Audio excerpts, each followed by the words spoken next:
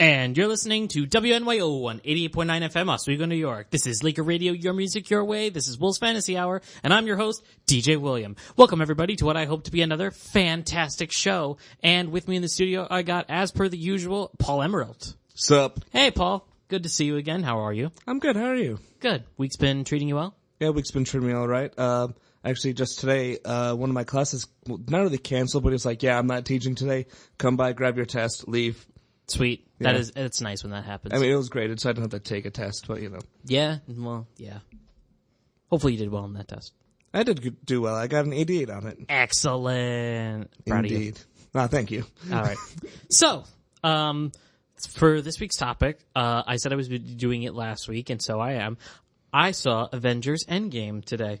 Like, literally today. Really now? Yeah, I did. Huh. And so I'm reviewing it. Nice. All right. Now, the movie still hasn't been out for, like, a long time, so I'm not going to get too in-depth with the spoilers and the whatnots, because I'm fairly certain people would have my head for those who haven't seen it.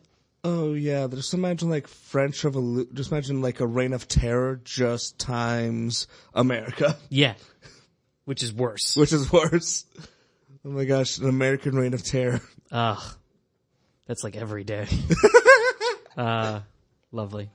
All right, let's begin. So first of all, I'll get my synopsis out of the way. Avengers Endgame is like a 9.5 out of 10. In my opinion, it's very good, and it serves as an excellent sort of Spiritual crystallization. Crystallization? Yeah, sort of. If you took all the elements of every Marvel movie and condensed them all into one fine gem, this would probably be it. This is the culmination of everything that the last 10 plus years have been about when it comes to Marvel movies. Nice. Now we will get into the more in-depth details. So, again, I will keep story spoilers to a minimum because I don't want to make anybody upset or angry. And Paul, you have not seen the movie, have you? I have not. Okay, so I don't want to ruin it for you if you're planning on seeing it. I am. Excellent. I really think you're going to enjoy yourself. Okay, let's begin. So, the story. We'll start off with the story of the film. So this takes place pretty much immediately, or depending on how you look at it, somewhat after the events of Infinity War. All right. There's like a little bit of both, where it opens with a shot of, you saw the promotional material, right? I saw like the Captain Marvel like ending of that. Was just like her just like standing like right in like the hallway, whatever. Like, where's Nick Fury? Yeah. Yeah. There was that. You also saw the trailers leading up to it. Yeah. You've seen the one with Hawkeye in the rain with the hood and such. Oh my gosh, yeah, the one where like he's just like, I guess a murderer now? He's a murderer. Because I mean, to be fair, the dude was kind of a murderer, just not really with like, a bow and arrow. Yeah. Yeah. Yeah, well, because in the comic books, he took on a second identity after a while of a guy named Ronan. And because of reasons, I don't really know why he took on that identity in the comic books, but also he used like a blade and weapon and such, which is the perfect cover identity, because it's like, oh, if you shoot a bow and arrow, you're Hawkeye, but like, he uses a sword, he could be anybody. Oh my gosh. It's the perfect disguise. It's like this guy, okay, we're looking for Hawkeye. Guy uses a bow and arrow. Look, I just got chopped up by a guy that looked just like him, but he used a sword. It's like, where is he? Perfect cover. So yeah, and there's that. And, well, because, like, right in the opening image, his family gets murked. Oh, dang. It snapped by the snap. I mean, it's definitely implied in the trailers. Oh, yeah, no. And it's not explicit here because basically it's him with his family for a little while, and then he turns around, and then everyone's just gone. Not even, like, you see them disappear or dust. It's just quiet and just gone. Oh, my God. Not even any signs, like at the end of Ant-Man and the Wasp. Did you see Ant-Man and the Wasp? I saw Ant-Man and the Wasp, when yeah. It's like they're standing there, but they're also dusty. When like he's looking out, and then there's just dust falling to the ground. Oh. It's not even that. They're just gone, and he freaks out. Understandable. And that's how the movie opens, which kind of sets a tone.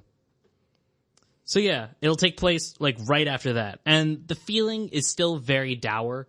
I think a lot of people are still hung up after the end of Infinity War, where the mood is like, it's down there. I mean, yeah, half the world population. The universal population. Universal population has just been eliminated. But also, my friend, when we watched like Captain Marvel, we saw like each country's population was halved, meaning that like that was pretty much like tribal, as he called it, like quote unquote, like it affected all the nations equally in a sense. Yeah, you wouldn't think you'd be able to get that sort of level of precision, but yeah, like it's just like, oh, just half the population's gone.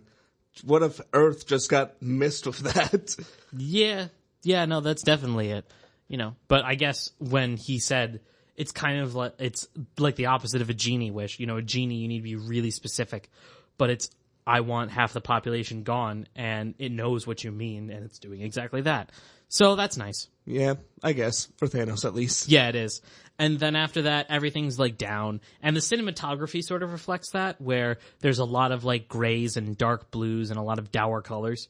Very rarely does it get big and bright like you've seen in previous movies, and everything pretty much up until the climax had this sort of gray, misty vibe to it. All right. Which I think fits, and it's got a lot of things. The shots are really nice, and they look really good.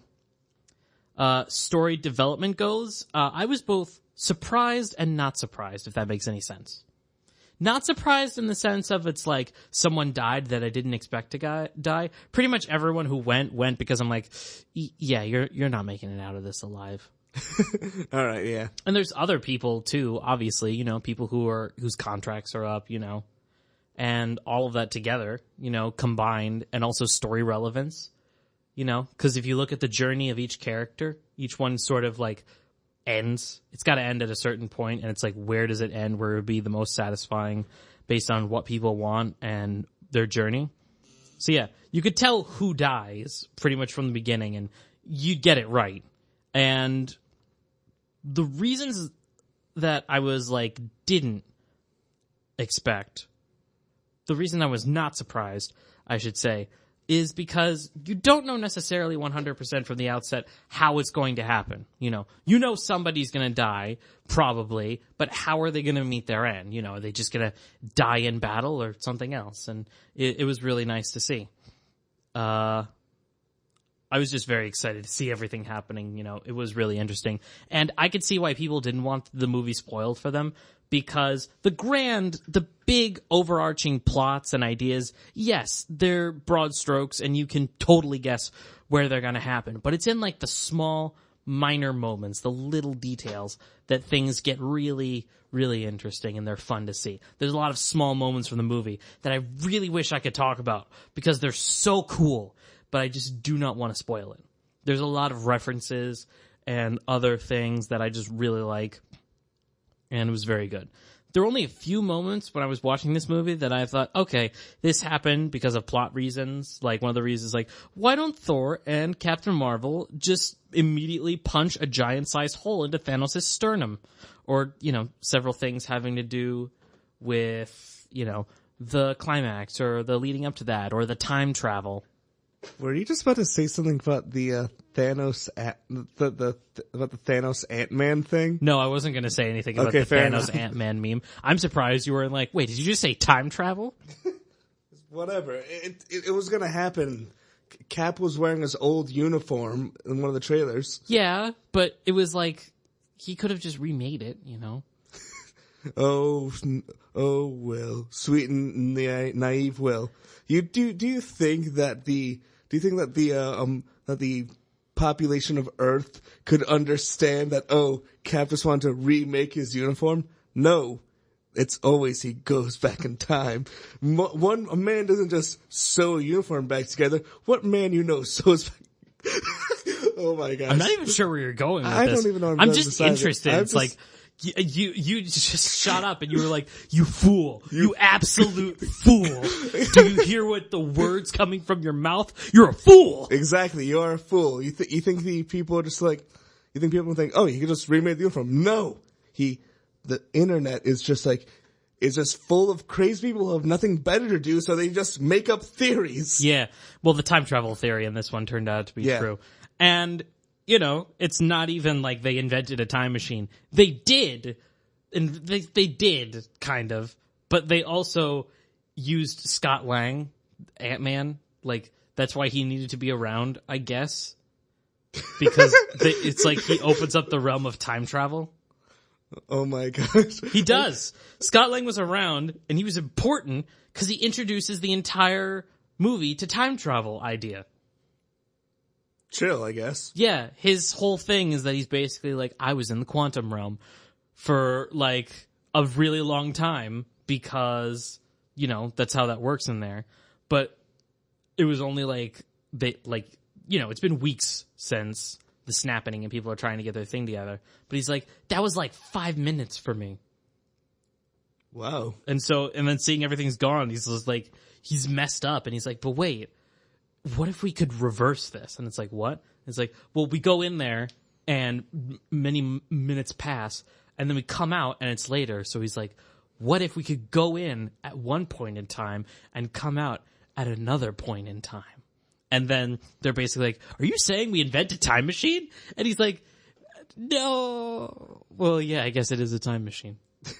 I just kind of like that about like Marvel comics and whatnot. It's like, wait a second. You have this scientific stuff, and you're telling me you didn't invent a time machine. It's like, I guess. Yeah. Well, a lot of times time machines are more trouble than they're worth. Yeah, you know? Probably. Yeah, the damage that they cause is just way more than any benefits you can get out of it. And thankfully, in this case, that's not quite the case. Right. In this movie, they've established that in the Marvel movie cinematic universe, at least, time travel works on the parallel but similar aspect of timelines. All right. Okay, if you're looking at me confused, okay. The best examples I can give are Dragon Ball Z and World of Warcraft. So, in Dragon Ball Z... I understand the World of Warcraft one because there's like... You do? Yes. Wow, I expected you to get the Dragon Ball Z one first and not Warcraft. No, the Warcraft one is just was like originally the orcs were just like, were kind of good guys, but then they like they were just like, okay, we'll drink this thing. But then in the newer one, they're like, no. Yeah, that's basically what it was. So in World of Warcraft, like you said, in the original history, Gul'dan, whatever his last name is. Hellscream or whatever. No, that's Garrosh. Garrosh Hellscream? Yeah.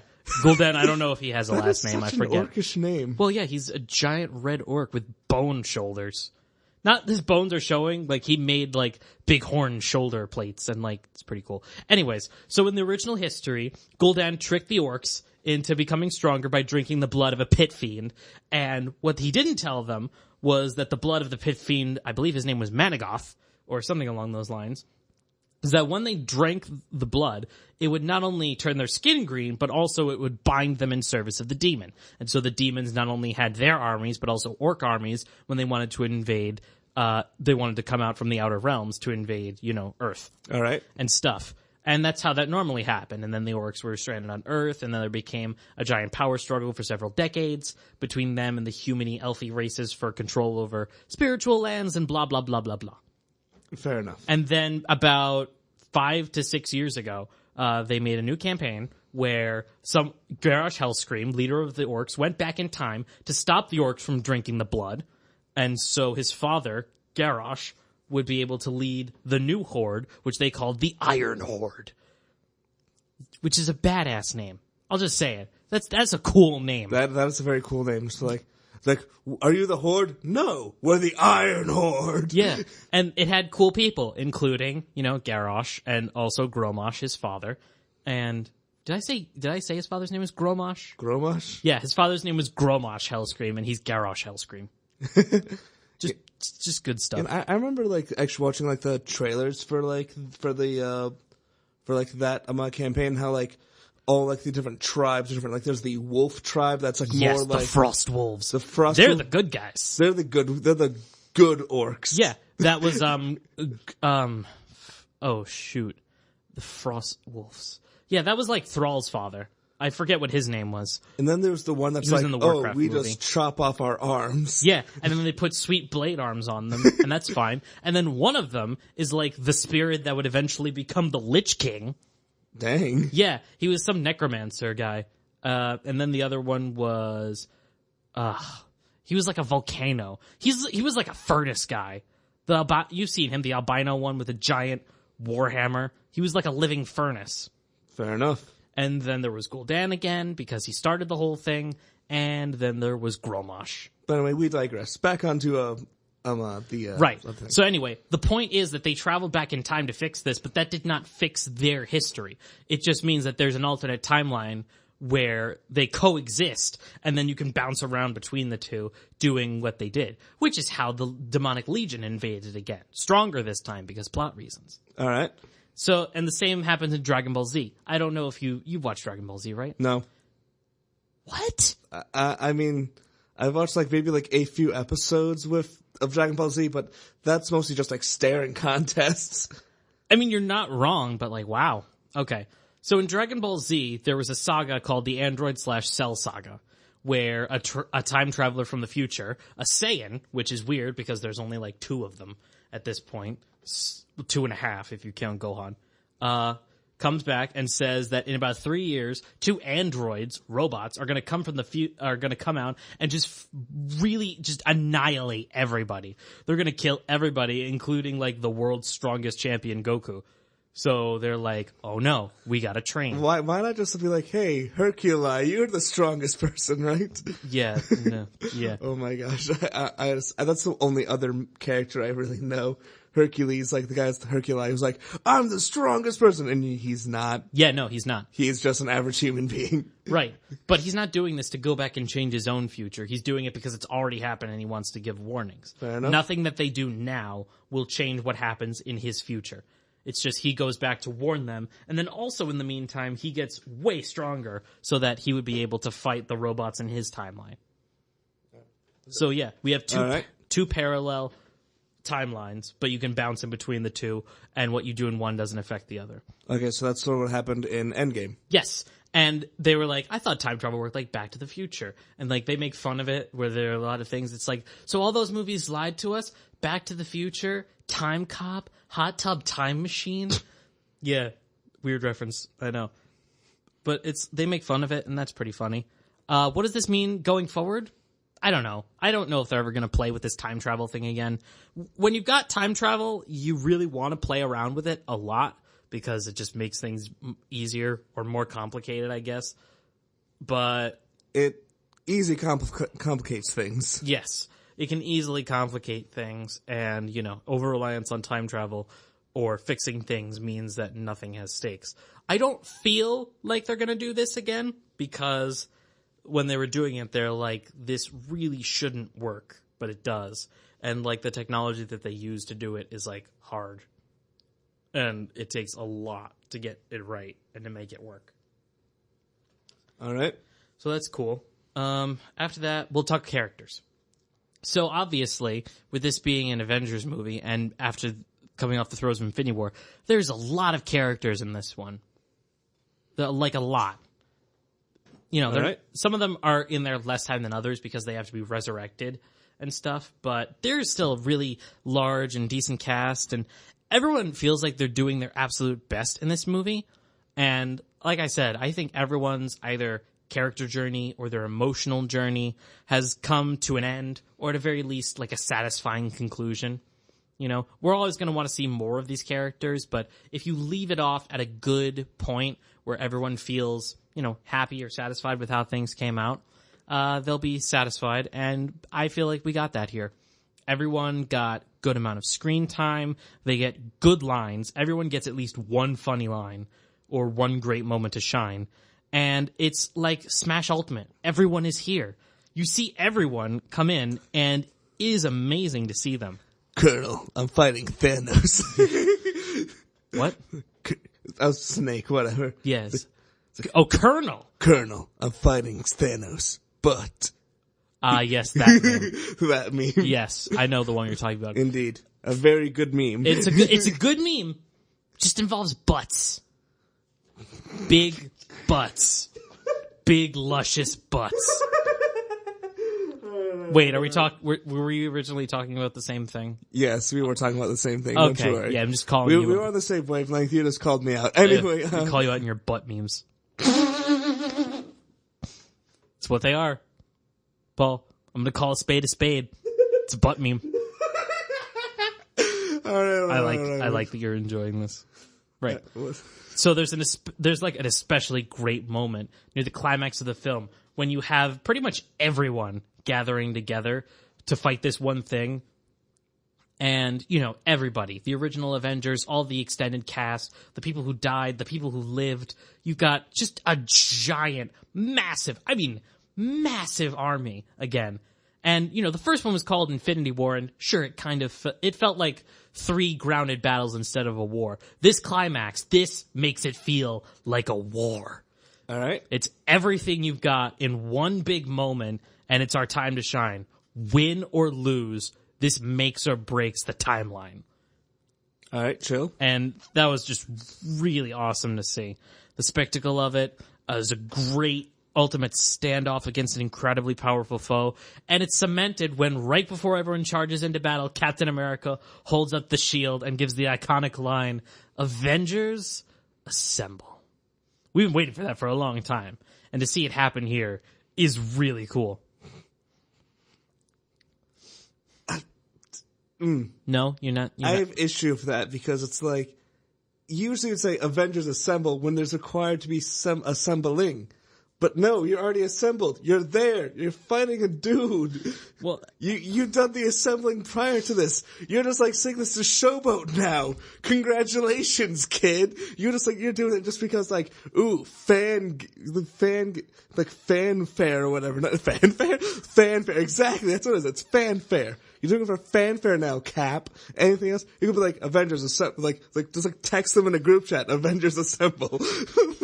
As funny as that is, he's fighting against titans and gods and such. Give him this one. Oh, sure, whatever. Thank you. I'll give that World War II veteran of steroids a break.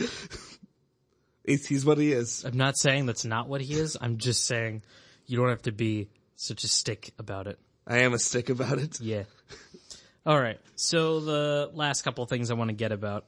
Let's talk about the emotional value of everything. Yeah. Because emotions are important. They're what make us human and stuff. Okay. Yeah. It's Paul needs to compute emotions first real quick. All right, yeah. Now there we go. Cool, there we go. Yes, okay. So the emotional beats all worked. I felt what the movie was telling me to feel. And, ride the highs and the lows. And after watching all of these films, all of them at different times, I can definitely say it feels 10 years worth of time and effort have gone into this movie. This feels definitely like the culmination of everything that's happened before. And it is earned. Justice League did not earn its coming together of heroes. This movie earns it, I believe. Yeah, Justice League was very rushed, honestly. Yes. It feels like all the time and effort have gone into it. Honestly, more so than Infinity War. If I could just say for 1 second, Infinity War was the people meeting and stuff, and they interacted a little bit, sure. But this one feels like the real coexistence of all of these characters from the different properties actually working together and actually, existing. And like I said before, the first one was called Infinity War, and it was 3 battles, one that was really big and 2 small ones. This one feels like a war. The war to end all wars. All right. That's World War I. The Great War. Yeah, the Great War. The war to end all wars, where we wouldn't need any wars. But then we did, because, yeah. It feels connected and emotional, and honestly more put together than Infinity War. Maybe if I saw Infinity War and Endgame back-to-back, my feelings might change. I did see Infinity War before this in preparation for it, and I still feel better coming out of this movie than I did Infinity War. Oh, yeah. Thomas Beck, the guy that I hang out with, he watched Endgame without watching most of the other Marvel movies. Ah, that sounds like a bad idea. Yeah, kind of going into... How is he going to get all the jokes and the references and such? Because there were jokes and references to other movies, by the way. Yeah, it's a Marvel movie, of course. Well, it's a Marvel property. Well, technically it's a Disney property, but, Yeah, they made jokes about jokes that they've made. And then also there's a bunch of characters and people that we get to meet that we haven't seen in a while because, time travel. I just realized something. Yeah, what is Predator it? and Alien, from Predator and Alien, respectively, they are Disney characters now. Because Disney owns Fox? Disney owns a lot of people now. Well, yeah, I don't know who's under the guise I of... think it's Sony, but I don't really know. Yeah, I don't know either. That's not something I really thought about. Yeah, it's just like...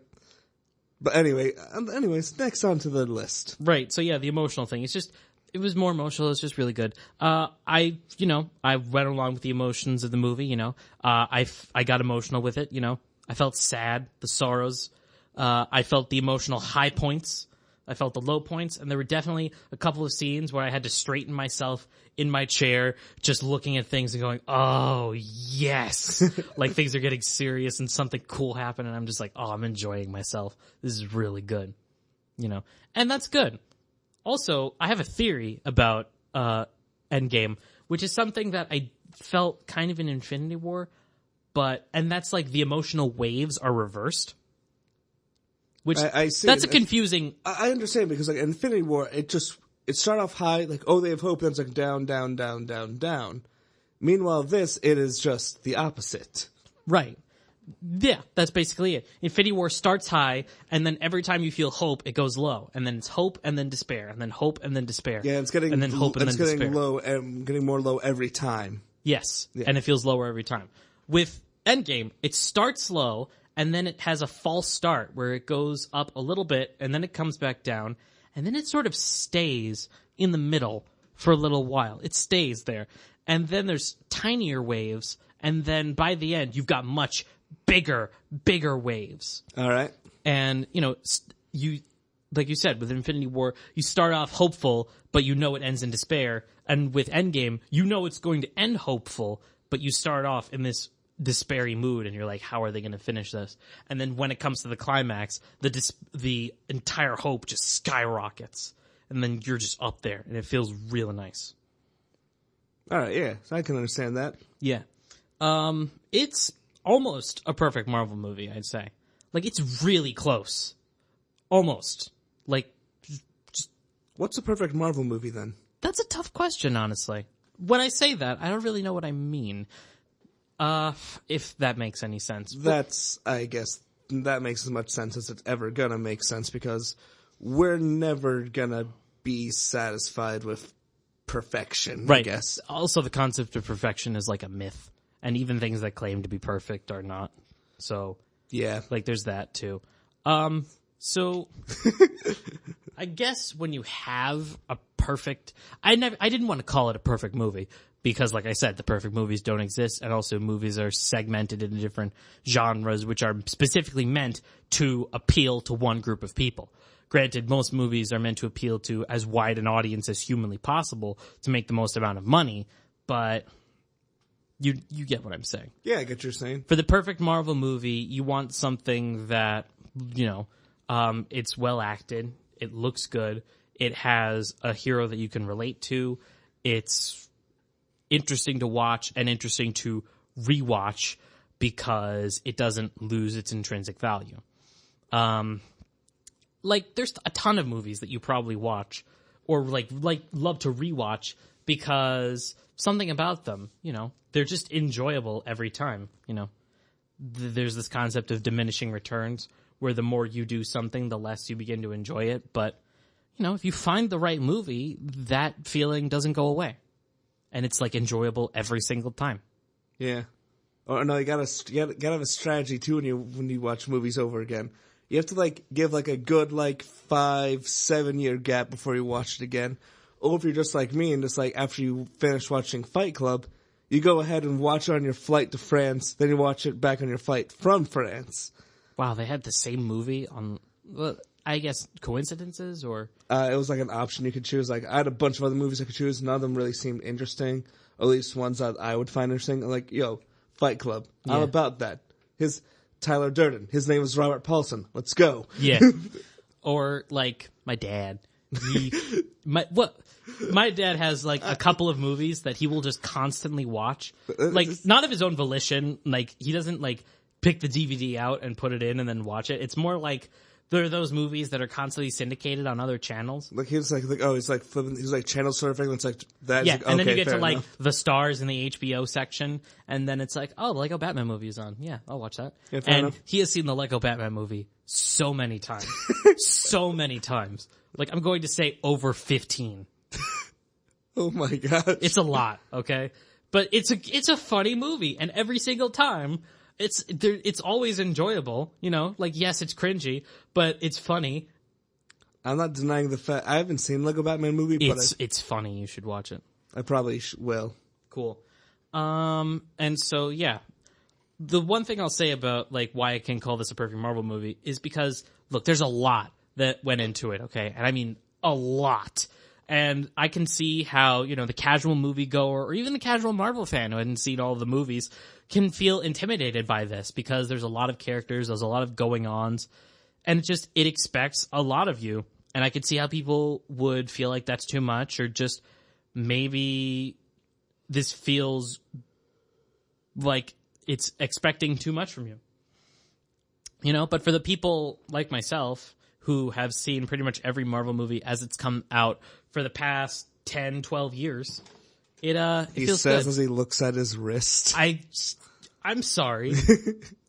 Oh, a little bit. This is a half-past freckle. Yeah. I've watched all the Marvel movies for the past 2 freckles. The new one's coming and it's kind of faded, but I need to come up with a name for my invisible watch. Fair enough. Yeah, like other people have Rolexes. I have Squatch? No, that doesn't feel right. I'm going to come up with a name for the invisible wristwatch. I'll think of something eventually. Fair enough. Anyway, so Avengers Endgame, overall thoughts. It's a spectacular cinematic sight. The action sequences are great. Character development is excellent. And considering that this is the last ride for people like Robert Downey Jr. and Chris Evans, I think they nailed it. I think that they turned in excellent performances. And they've both said how grateful they were to be working on this project because this is the last time that such fantastic actors are going to be in this one room doing this one film. And got to give them credit for it. It's like, congratulations, boys. You created some of the most iconic portrayals of characters in cinematic history, at least as of recently. And I think that, you know, when we're older, we're going to show this to our kids and they're going to appreciate it just as much. Hopefully. Yeah, hopefully. Okay. All right, so that's about wraps up your that wraps up my that wraps up my Endgame review. Yeah, go watch it. Nice. Yeah. So now that that's done, we're going to take a short break and then we're going to come back with our second topic of the night. So don't go anywhere and we'll be right back.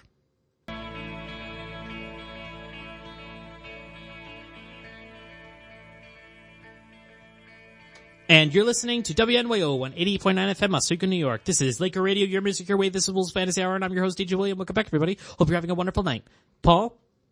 Yeah, I'm having a good night. Great. Yeah. So it's almost time for us to go. But before we do, I have an amazing story I need to tell you. What's the story? This is a story from Archon, which happened this weekend. Right. I was involved in a lot of stuff. I stayed for 15 hours straight playing Persona 5. I love that game. 15 hours straight, by the way. I didn't lose interest in it. And also, I only made it to the 3rd dungeon, which will give you an idea of how long the game is.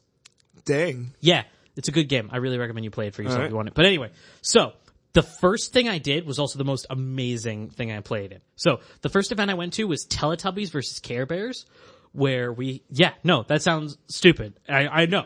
But trust me, it was the most amazing thing that's ever happened. So we played as my group played as the Teletubbies. There were only 3 of us. I was the teenage edgy Teletubby who was like not into it, so I like punched I was really big and strong, so I punched people and I suplexed them, which was fun. I suplexed a Care Bear. I want my tubby custard. Yeah, I suplexed a Care Bear so hard that it snapped its neck, which was like totally cool. And my other 2 people were even crazier than I was. I've got a 67-year-old Teletubby who was in Teletubby Vietnam. It's regular Vietnam, but with Teletubbies in it, which was the most amazing thing ever. And they were like a hardcore dude. Like there was a point where like there was a small scared Care Bear running away from us, like, and he just picked it up like in a nurturing way, and he was like, shh, shh, shh, it's okay, it's okay, it's okay. And then he snapped its neck, and I'm like, dude, that was dark. I love it. Yeah. And you've got a shocked expression there. That's not even the most messed up person in our party. You know who the most messed up person in our party was? Who? The priest of the sun baby. Okay, so you remember how in Teletubbies there's like a sun baby? He could make a tiny version of the sun baby. Oh my god. So you can imagine that he used that to set everything on fire. He did. He set everything on fire, including, as we found out, Tubby Custard, which is flammable. And that's when the awesomeness comes in. Yeah, if you think it can't get better, it gets better. So, the Care Bears invaded us. They tried to kill us with gene bombs because they see us as some psychopathic killers. And we're like, you know what? We're going to prove them wrong. We're going to genocide the hell out of them. And we did. We took our ship. We flew up to the Cloud Kingdom in the sky. And we got to work. Oh my god. The priest of the sun baby set a lot of stuff on fire. Including, the rest of some of the Care Bears and their buildings and their watchtowers. And we got to the castle with the Care Bear King. And they're like, we need a strategy. We need to cause as much damage as possible because we don't know how many Care Bears are in there. And so they're like, I got an idea. We brought those barrels of Tubby Custard with us, right? Oh and then it's like, get the barrels. And we used them as fire bombs. We set them on fire and we shot them through the... I'm sorry, I hit the microphone stand. I was getting into it. And we shot them through the windows, and you could hear the screams of all the Care Bears being set on fire and dying. And then it was like, that's not enough. We need to send a bigger message. So, you know what we did? What? I had a stroke of genius. So you know how the Teletubbies have those noo-noos?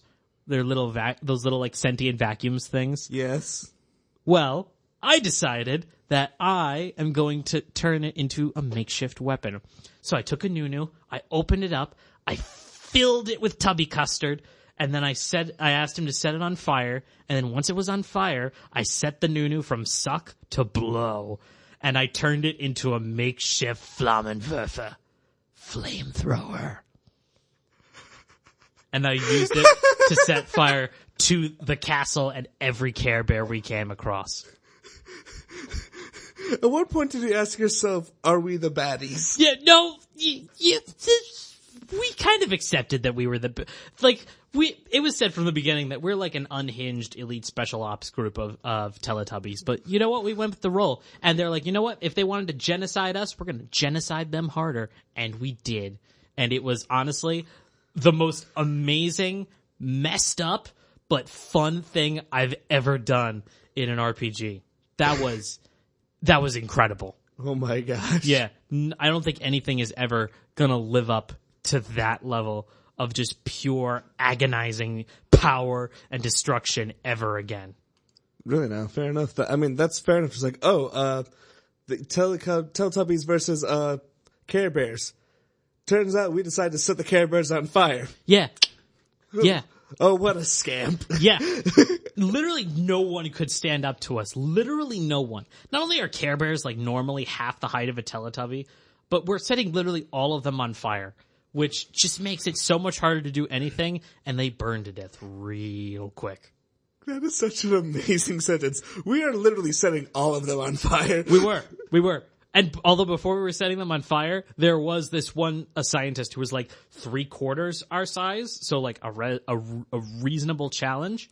And I tried to snap his neck, and that didn't work because Care Bears don't really have like necks or anything. So I'm like, can I kick him in the junk? And they were like, try it. And it's like, I did. And they were like, well, he certainly feels something. And he's in great pain and he falls to the ground. I'm like, cool. Care Bears got nards. Oh my god. Yeah, the best thing that happened there. The second best thing that happened was when I ran a game and then the people won by literally making the villain feel bad about himself and then he suicided. They just said mean things about him until he just felt really bad. Oh my god. To be fair, that is very much so status quo. Yeah, no. In all the movies where like people are playing Dungeons and Dragons, it's like they kill a villain. No. And they work together, they're cooperative, they do all these things together. They do exactly as the DM hopes. They don't. No. They usually goes off the rails and one crazy person leads the party to do something outlandish and incredible that works. It's like, we're gonna eat this guy. Why are we gonna eat this guy? I don't know. seems like something to do, and then they go yes. Yeah, and then they do it, and that's incredible. It's been a good week. And I actually like I play like this one like sci-fi. I play this one sci-fi RPG where in it my guy's usually in charge of the gunneries on our spaceship. Ooh. And my character, what it's like, I was like talking about like how we're not the DM party that's so smart that our DM has to plan for it. We're the DM party that's so dumb. We're the party that's so dumb that the DM has to plan for our stupidity. And in fact, the DM actually says like, no, you're so dumb, it goes the other way. It just works for you somehow. You're so dumb, it decides to just happen almost out of pity for you. Truly the definition of either A, the idiot savant who is just does terrible things but it just works out, or B, the idea of you're the main characters and therefore everything in the universe is on your side, makes things work. Or there's just dumb luck. Yeah. Literally dumb luck. Or like Phineas and Ferb.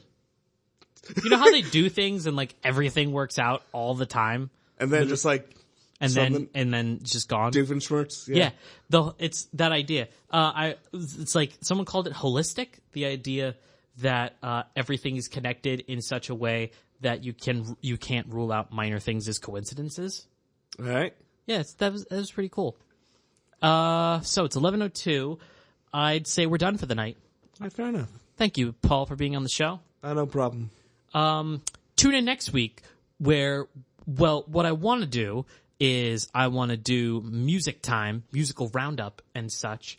But if that doesn't work, I'm probably going to do something about Borderlands. I don't know. I'll figure something out. Yeah, fair enough. Yeah. Cool. All right. Well, thank you for everyone for listening. Have a great night. And remember to stay fantastic.